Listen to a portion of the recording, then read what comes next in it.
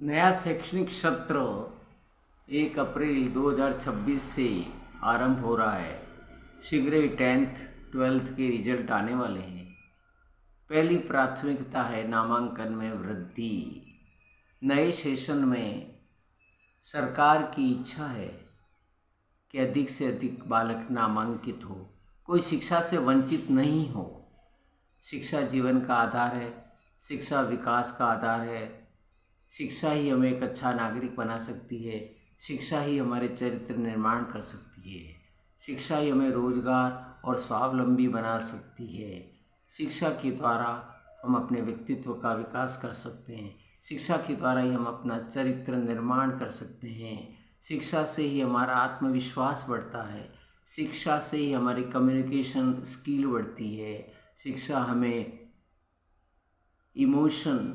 Emotional quotient भावनात्मक बुद्धि प्रदान करती है, सामाजिकता प्रदान करती है।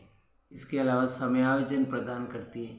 मानवीय मूल्यों से भरी हुई शिक्षा हमारे जीवन में आमूलचूल परिवर्तन कर देती है। शिक्षा ही हमें श्रम सिखाती है। शिक्षा ही सद्भावना और शिक्षा के द्वारा समरसता का पाठ हमें सिखाता है।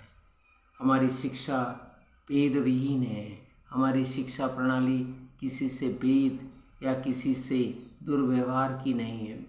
हमारी शिक्षा सभी धर्मों को सम्मान देती है। हमारी शिक्षा एक धर्मनिरपेक्ष शिक्षा है, क्योंकि लोकतंत्र की पहली सीढ़ी धर्मनिरपेक्षता है। यहाँ हमारी शिक्षा हमें देती है कि हम धर्मनिरपेक्ष रहें। कट्टरता का हमारे यहाँ कोई स्थान नहीं है।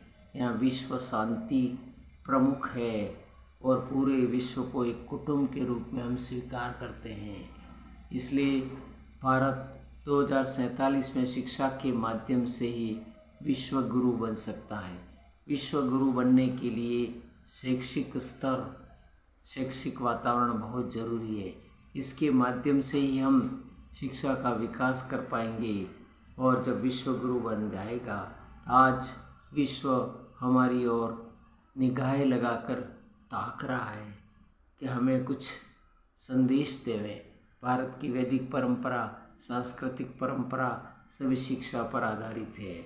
वेदों से लगा तक आज तक जितना भी साहित्य है वो सब हमारी प्रामाणिकता का आधार है। हमारा साहित्य संस्कृत में है।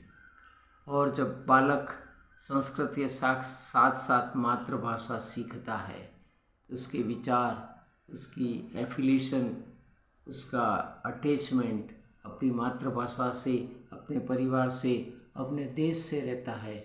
इसलिए हमें मातृभाषा के साथ साथ संस्कृत, हिंदी, अंग्रेजी जो शिक्षा का आधार है उसको अर्जित करना परम आवश्यक है।